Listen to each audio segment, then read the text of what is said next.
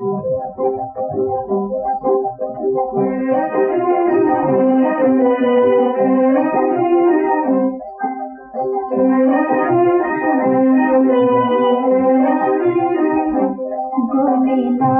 से निराला गौरी नाथ से निराला कोई और नहीं। ओ भोलेनाथ से निराला गौरी नाथ से निराला कोई और नहीं। ऐसा बिगड़ बनाने वाला कोई और नहीं। भोलेनाथ से निराला गौरी नाथ से निराला कोई और नहीं। ओ भोलेनाथ से निराला गौरी नाथ से निराला कोई और नहीं। उनका डमरू डम डम बोले अगमन गम के भेद खोले।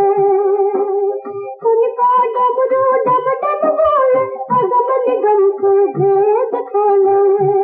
ऐसा भक्तों का रखवाला कोई और नहीं।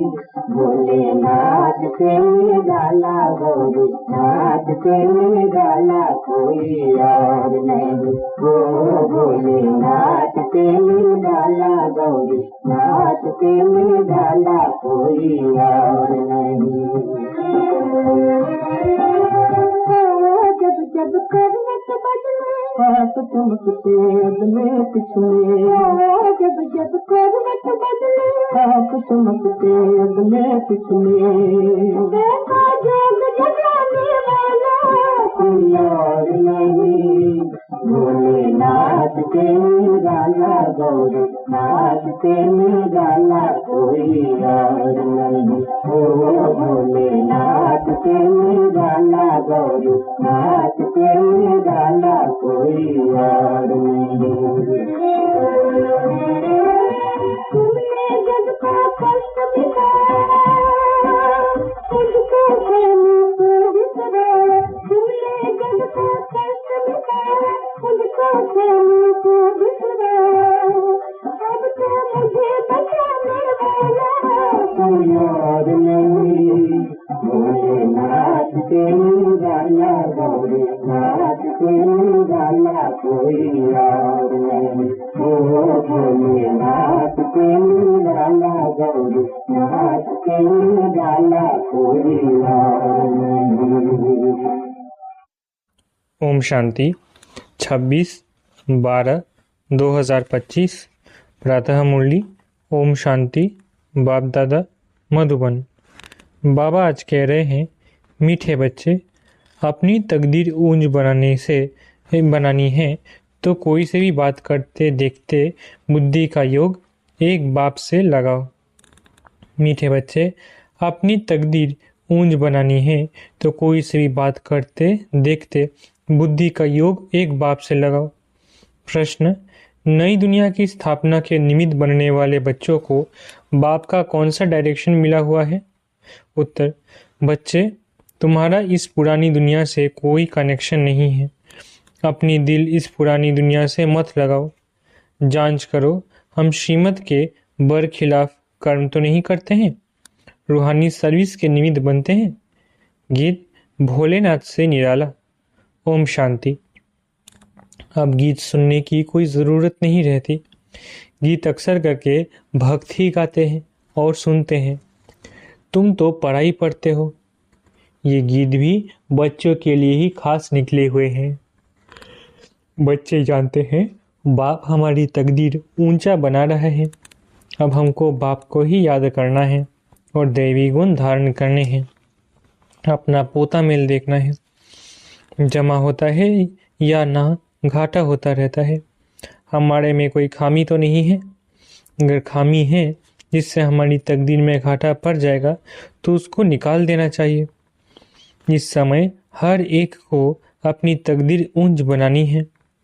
तुम समझाते हो हम ये लक्ष्मी नारायण बन सकते हैं। अगर सिवाय एक बाप के और कोई को याद नहीं करेंगे तो कोई से बात करते देखते हुए बुद्धि का योग वहाँ एक के साथ लगा रहे। हम आत्मा को बाप को ही याद करना है। बाप का फरमान मिला हुआ है, सिवाय मेरे और कोई से दिल नहीं लगाओ और देवी गुण धारण करो। बाप समझाते हैं, तुम्हारे अभी 84 जन्म पूरे हुए हैं, अब फिर तुम जाकर पहला नंबर लो राजाई में। ऐसा न हो राजाई से गिरकर प्रजा में चले जाओ, प्रजा में भी नीचे चले जाओ। नहीं, अपनी जांच करते रहो। ये समझानी बाप भी कर तो और कोई दे ना सके। बाप को टीचर को याद करने से डर रहेगा, ऐसा ना हो हमको कोई सजा मिल जाए। भक्ति में भी समझते हैं पाप कर्म करने से हम सजा के भागी बन जाएंगे। बड़े बाबा के डायरेक्शन तो अभी ही मिलते हैं, जिसको श्रीमत कहते हैं। बच्चे जानते हैं कि श्रीमत से हम श्रेष्ठ बनते हैं। अपनी जांच करनी है, कहाँ कहाँ हम श्रीमत के बरखिलाफ तो कुछ करते नहीं हैं। जो बात अच्छी न लगे वो करनी नहीं चाहिए। अच्छे बुरे को तो अब समझते हो, आगे नहीं समझते थे। अभी तुम ऐसे कर्म सीखते हो जो फिर जन्म जन्मांतर कर्म अकर्म बन जाते हैं। इस समय तो सब में 5 भूत प्रवेश है। अब अच्छी रीति पुरुषार्थ कर कर्मातीत बनना है, देवी गुण भी धारण करने हैं। समय नाजुक होता जाता है, दुनिया बिगड़ती जाती है, दिन प्रतिदिन बिगड़ती ही रहेगी। इस दुनिया से तुम्हारा जैसे कि कनेक्शन ही नहीं। तुम्हारा कनेक्शन है नई दुनिया से जो स्थापन हो रही है।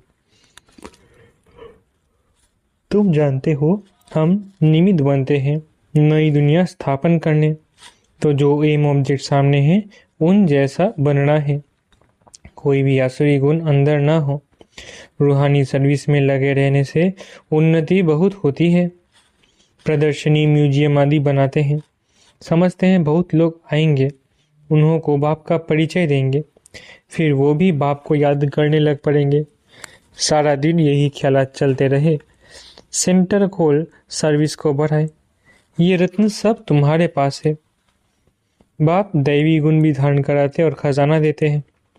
तुम यहाँ बैठे हो, बुद्धि में है, सृष्टि के आदि मध्य अंत को जानते हैं, पवित्र भी रहते हैं। मनसा वाचा कर्मना, कोई बुरा कर्म ना हो, उसकी पूरी जांच करनी होती है।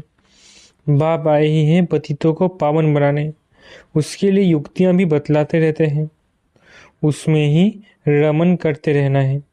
सेंटर खोल, बहुतों को निमंत्रण देना है, प्रेम से बैठ समझाना है। ये पुरानी दुनिया खत्म होनी है, पहले तो नई दुनिया की स्थापना बहुत जरूरी है।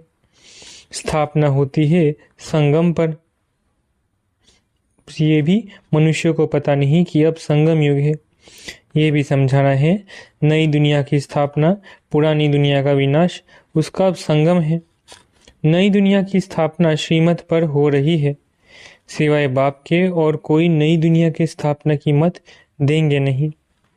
बाप ही आकर तुम बच्चों से नई दुनिया का उद्घाटन कराते हैं, अकेले तो नहीं करेंगे, सब बच्चों की मदद लेते हैं।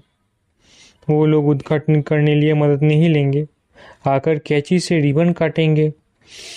यहाँ तो वो बात नहीं, इसमें तुम ब्राह्मण कुलभूषण मददगार बनते हो।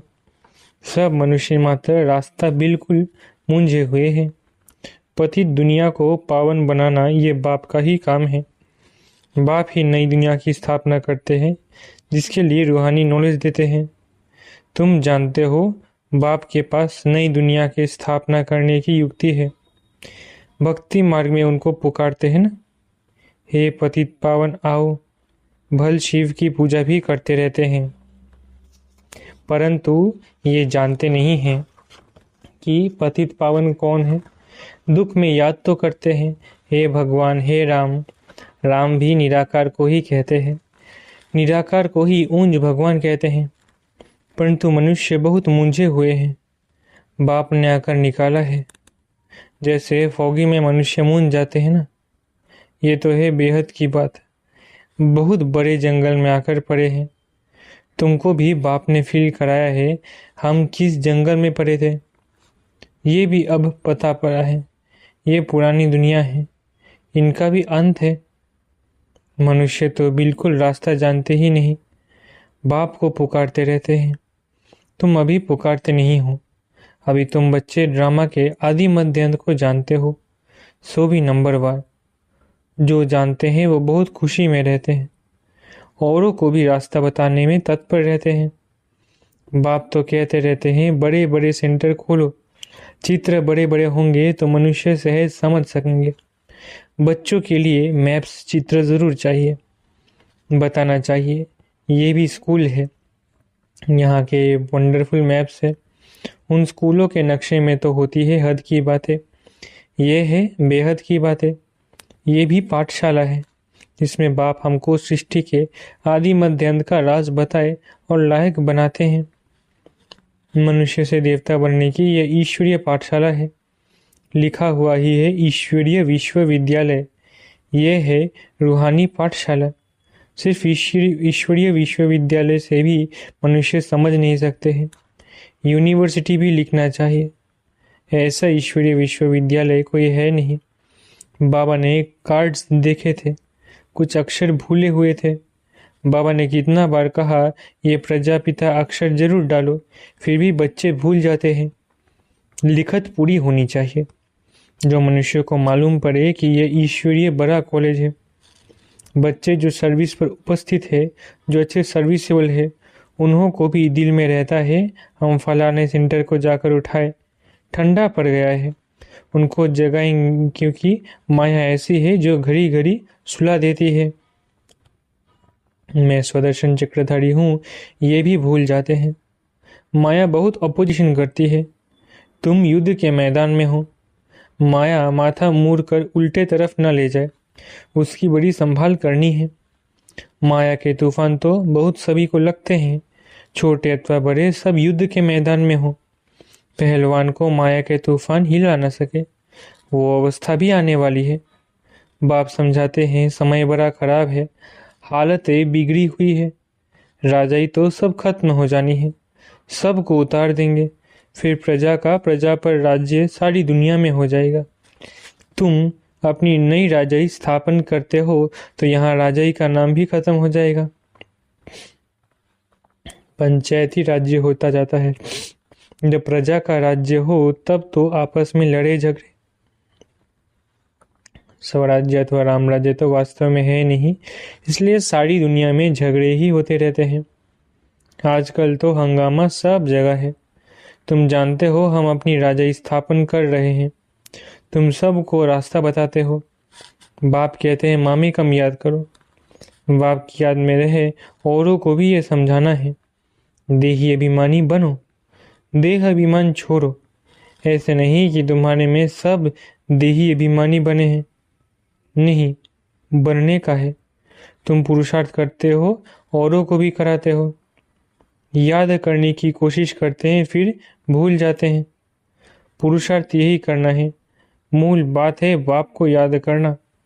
बच्चों को कितना समझाते हैं, नॉलेज बहुत अच्छी मिलती है। मूल बात है पवित्र रहना। बाप पावन बनाने आए हैं तो फिर पतित नहीं बनना है। याद से ही तुम सतोप्रधान बन जाएंगे, ये भूलना नहीं है। माया इसमें ही विघ्न डाल भुला देती है। रात दिन ये तात रहे हम बाप को याद कर सतोप्रधान बने। याद ऐसी पक्की होनी चाहिए जो पिछाड़ी में सिवाय एक बाप के और कोई भी याद न पड़े। प्रदर्शनी में भी पहले पहले ये समझाना चाहिए, ये है सबका बाप, ऊंच ते ऊंच भगवान। सबका बाप पतित पावन सदगति दाता ये है, यही स्वर्ग का रचयिता है। अभी तुम बच्चे जानते हो बाप आते ही है संगम युग पर, बाप ही राजयोग सिखलाते हैं। पतित पावन एक के सिवाय दूसरा कोई हो नहीं सकता। पहले पहले तो बाप का परिचय देना पड़ता है। अब एक एक को ऐसे एक चित्र पर बैठ समझाओ तो इतनी भीड़ को कैसे समझा सकेंगे। परंतु पहले पहले बाप के चित्र पर समझाना मुख्य है, समझाना पड़ता है। भक्ति है अथाह, ज्ञान तो है एक। बाप कितनी युक्तियां बच्चों को बतलाते रहते हैं। पतित पावन एक बाप है, रास्ता भी बताते हैं। गीता कब सुनाई ये भी किसको पता नहीं। द्वापर युग को कोई संगम युग नहीं कहा जाता, युगे युगे तो बाप नहीं आते हैं। मनुष्य तो बिल्कुल मूंझ पड़े हैं। सारा दिन यही ख्यालात चलते हैं, कैसे कैसे समझाया जाए। बाप को डायरेक्शन देने पड़ते हैं। टेप पर भी मुरली पूरी सुन सकते हैं। कोई कोई कहते हैं टेप द्वारा हम सुन रहे हैं, क्यों ना डायरेक्ट जाकर सुने। इसलिए सम्मुख आते हैं। बच्चों को बहुत सर्विस करनी है, रास्ता बताना है। प्रदर्शनी में आते हैं, अच्छा अच्छा भी कहते हैं। फिर बाहर जाने से माया के वायुमंडल में सब उड़ जाता है। सिमरन नहीं करते, उनकी फिर पीठ करनी चाहिए।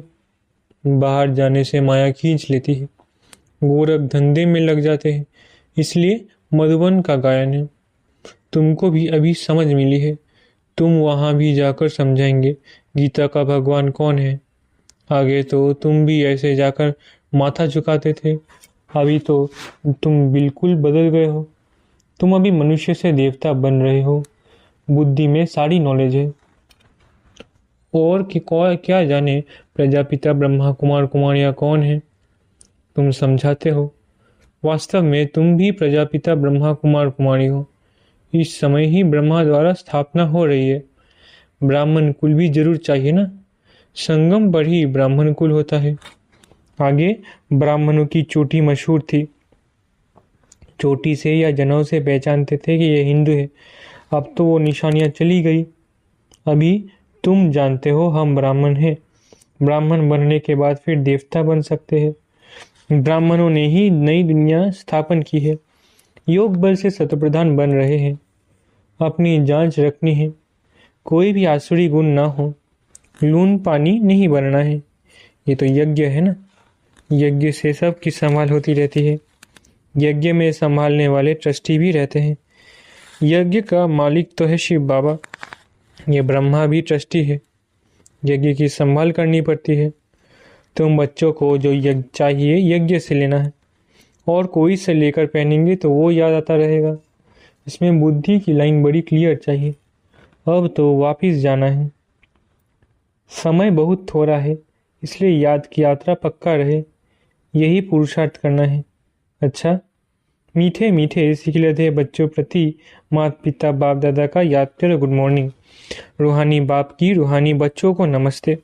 हम रूहानी बच्चों की रूहानी माता पिता बाप दादा को याद प्यार गुड मॉर्निंग और नमस्ते। धारणा के लिए मुख्य सार, पहला, अपनी उन्नति के लिए रूहानी सर्विस में तत्पर रहना है। जो भी ज्ञान रत्न मिले हैं उन्हें धारण करके दूसरों को कराना है। दूसरा, अपनी जांच करनी है, हमारे में कोई आसुरी गुण तो नहीं है। हम ट्रस्टी बनकर रहते हैं, कभी लून पानी तो नहीं बनते हैं। बुद्धि की लाइन क्लियर है। वरदान, पुरुषार्थ के सूक्ष्म आलस्य का भी त्याग करने वाले ऑलराउंडर अलर्ट भव। पुरुषार्थ के सूक्ष्म आलस्य का भी त्याग करने वाले ऑलराउंडर अलर्ट भव। पुरुषार्थ की थकावट आलस्य की निशानी है। आलस्य वाले जल्दी थकते हैं, उमंग वाले अथक होते हैं। जो पुरुषार्थ में दिल शिकस्त होते हैं उन्हें ही आलस्य होता है। वो सोचते हैं क्या करे, इतना ही हो सकता है, ज़्यादा नहीं हो सकता। हिम्मत नहीं है, चल तो रहे हैं, कर तो रहे हैं। अब इस सूक्ष्म आलस्य का भी नाम निशान न रहे, इसके लिए सदा अलर्ट, एवर रेडी और ऑलराउंडर बनो। स्लोगन, समय के महत्व को सामने रख सर्व प्राप्तियों का खाता फूल जमा करो। स्लोगन, समय के महत्व को सामने रख सर्व प्राप्तियों का खाता फूल जमा करो। अव्यक्त इशारे, अब संपन्न व कर्मातीत बनने की धुन लगाओ। आवाज से परे अपनी श्रेष्ठ स्थिति में स्थित हो जाओ तो सर्व व्यक्त आकर्षण से परे शक्तिशाली, न्यारी और प्यारी स्थिति बन जाएगी। एक सेकंड भी इस श्रेष्ठ स्थिति में स्थित होंगे तो इसका प्रभाव सारा दिन कर्म करते हुए भी स्वयं में विशेष शांति की शक्ति अनुभव करेंगे। इसी स्थिति को कर्मातीत स्थिति, बाप समान संपूर्ण स्थिति कहा जाता है। अच्छा, ओम शांति। शुक्रिया बाबा।